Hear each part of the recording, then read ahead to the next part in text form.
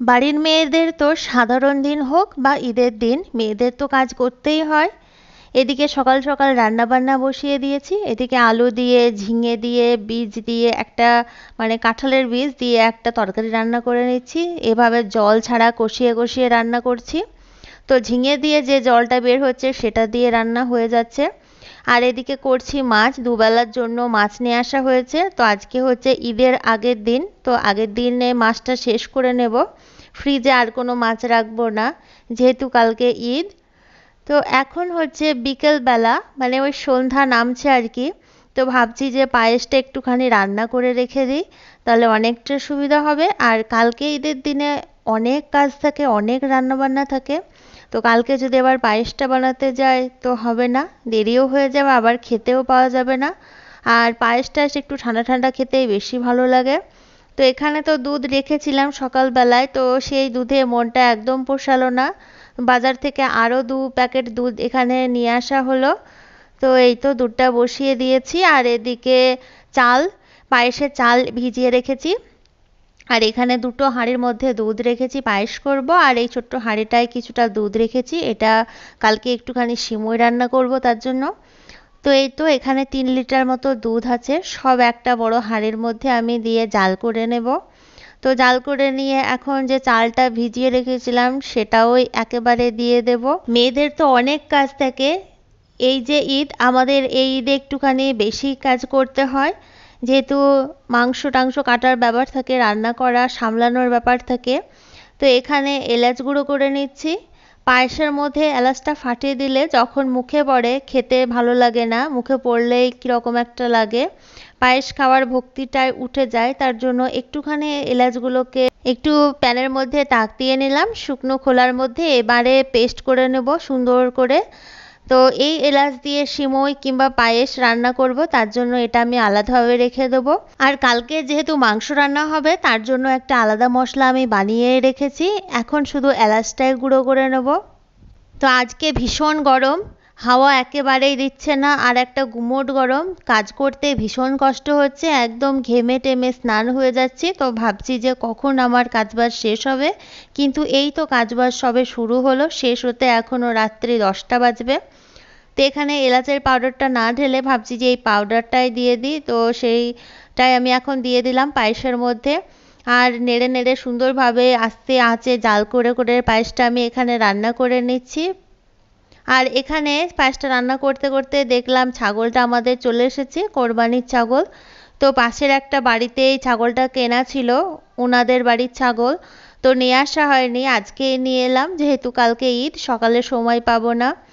তো ছাগলটা তো ভীষণ চিৎকার করছে, ও তো যেহেতু নতুন বাড়ি কাউকেই চেনে না, দেখে তো ভীষণ মায়া লাগছে। আমার কিন্তু এইসব ব্যাপারটা একটু ভীষণ মায়া লাগে। তো যাই হোক, ওখানে ছেলেকে রেখে এলাম, ও ছাগলটা দেখাশোনা করছে, আমি আবার উপরে চলে এসে পায়েসটা রান্না করে নিচ্ছি। তো পায়েসটাকে আমি অনেকক্ষণ ধরে এইভাবে নেড়ে নেড়ে রান্না করে নিচ্ছি। পায়েসের চালটা যখন একটু ফুলে যাবে তখনই এইভাবে নেড়ে নেড়ে গলিয়ে নিতে হবে। অনবরত নেড়ে যদি গলিয়ে নেওয়া হয় সেক্ষেত্রে পায়েস খেতে বেশি ভালো হয়। এদিকে আমি শীতকালে একটু বেশি পরিমাণে খেজুরের গুড় কিনে রেখে দিয়েছিলাম, তো সেটা আমি ঈদের সময় রান্না করেছিলাম, আর আজ ঈদেও কোরবানির সময় রান্না করে নিচ্ছি। তো এই তো পায়েসটা আমার রান্না হয়ে গিয়েছে, শেষ মুহূর্তে আমি এখন গুড়টা এর মধ্যে অ্যাড করে দিলাম। তো আবারও ভালোভাবে নাড়িয়ে চাড়িয়ে নেব। তো পুরো গুড়টা প্রথমে আমি দিইনি, ভাবলাম যে একটু কম দেবো, মিষ্টি হয়ে যাবে যেহেতু।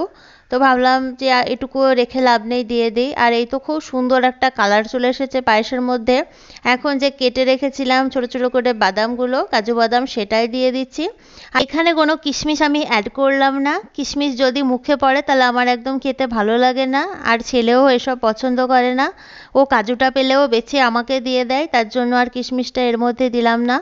এই তো ব্যাস, আমার পায়েস রান্না মোটামুটি হয়ে এসেছে, এখন গ্যাসটা বন্ধ করে দেব। তো পায়েসটা একটু ঠান্ডাও করে নিয়েছি, এখন ছেলে বলছে একটু টেস্ট করবে, তার জন্য ও মা ছেলে দুজনে খাবো বলে একটুখানি নিয়ে চলে এলাম। তো এইদিকে আবার আদা রসুন পেঁয়াজ সব কিছু এতক্ষণ ধরে বসে বসে কেটে নিলাম, এখন অনেকটা রাত হয়ে গিয়েছে পায়েসটা রান্না করতে করতে।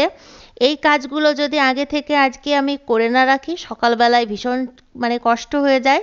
সকালবেলায় অনেক সকালে উঠে ভোরবেলায় উঠে রুটি বানানো, নামাজ পড়তে যাওয়া, এসে আবার খাওয়া দাওয়া করে ছাগল টাগল এর মাংসগুলোকে আমাকে কেটে নিতে হয়, আর রান্না বান্না সব রকম ঝামেলা আছে। তো রাত্রেবেলায় যদি এইসব টুকিটাকি কাজগুলো না করে রাখি সকালে ভীষণ চাপ হয়ে যায়। তো এই তো দুটো বক্সের মধ্যে পেঁয়াজগুলোকে সুন্দর করে কুচিয়েও রেখে দিয়েছে, এখন ফ্রিজে রেখে দেবো। আর এদিকে ছোট ছোট করে আবার আলুও কেটে নিয়েছি, আলুটাকেও ভাজা করে নেব। সকালবেলায় নামাজ পড়ে এসে ওই যে মিষ্টি দিয়ে শুধু রুটি খাবো, চালের রুটি তো ভালো লাগে না, তার জন্য একটু ঝাল ঝাল করে আলু ভাজা করে নিচ্ছি। এটা দুপুরবেলায় ভাতেও খাওয়া যাবে, যেহেতু কাজ করতে করতে দুপুর হয়ে যায়, রান্না বান্না করার সময় থাকে না, ভাতটাই শুধু করে নিই, তার জন্য একটু বেশি পরিমাণে আলুটা ভেজেছিলাম। এখন সকালবেলা নামাজ পড়ে চলে এলাম সকলে মিলে, এখন খাওয়া দাওয়া করে নিচ্ছি একটুখানি। এই তো পায়েস, সিমুই, চালের রুটি করেছিলাম। আজকে উঠেছি ভোর 3টের সময়, রাত্রি 1টার সময় ঘুমিয়ে আবার ভোর 3টের সময় উঠে পড়েছি, আর চালের রুটিটা করে নিয়েছি। আর এই তো আলুটা ভেজে রেখেছিলাম, তার জন্য অনেকটা সুবিধা হচ্ছে। এখন খেয়ে দিয়ে যাব। তো ওইদিকে তো কোরবানি ভালোভাবে আমাদের কমপ্লিট হয়ে গিয়েছে। এদিকে কলিজা নিয়ে এসে ভিনিগারে আধা ঘন্টা মতো ভিজিয়ে রেখে ভালোভাবে ধুয়ে এখন কলিজাটা আমি ভাজা করে নেব। প্রত্যেকবার আমি করি না, এখন যেহেতু ছেলে বড় হচ্ছে খেতে চাইছে তার জন্য করে দিচ্ছি। আর কলিজা খেতে খুব একটা আমাদের কারোর পছন্দ নয়, সেই জন্য অতটাও করি না।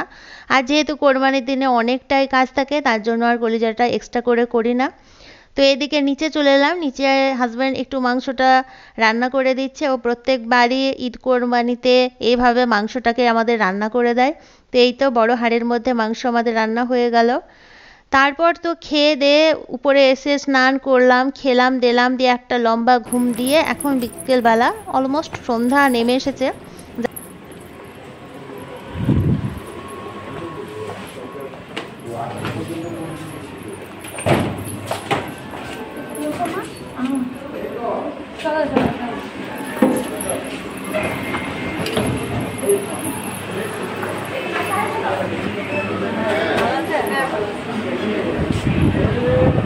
তো আমরা এলাম হচ্ছে একটু বহরমপুরে, একটা নতুন সদস্য এসেছে একটা পরিবারে, তাই দেখতে এলাম, একটু রিলেটিভ।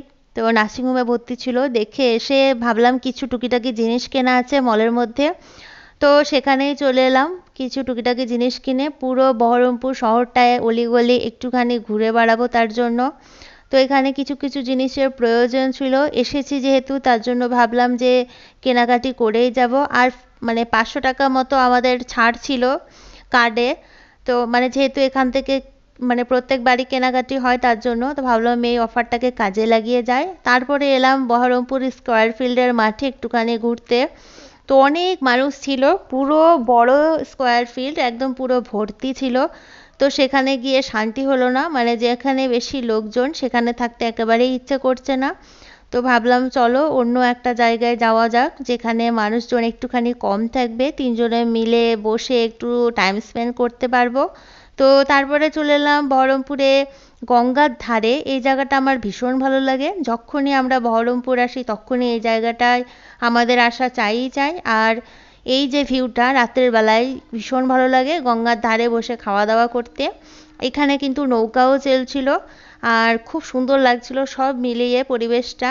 তারপরে তো ফুচকা নিয়ে নিলাম, তিনজনে 3 প্লেট দই ফুচকা খেয়ে নিলাম, এরপরে আইসক্রিম খেয়ে নিলাম। আর দাঁড়াবো না, সোজা চলে যাব বাড়ি। ভীষণ টায়ার্ড আজকে, যদিও বা ঘুমিয়ে নিয়েছি। তো আজকের ভিডিওটি এখানেই শেষ করলাম, দেখা হচ্ছে নেক্সট আর একটি ভিডিওতে।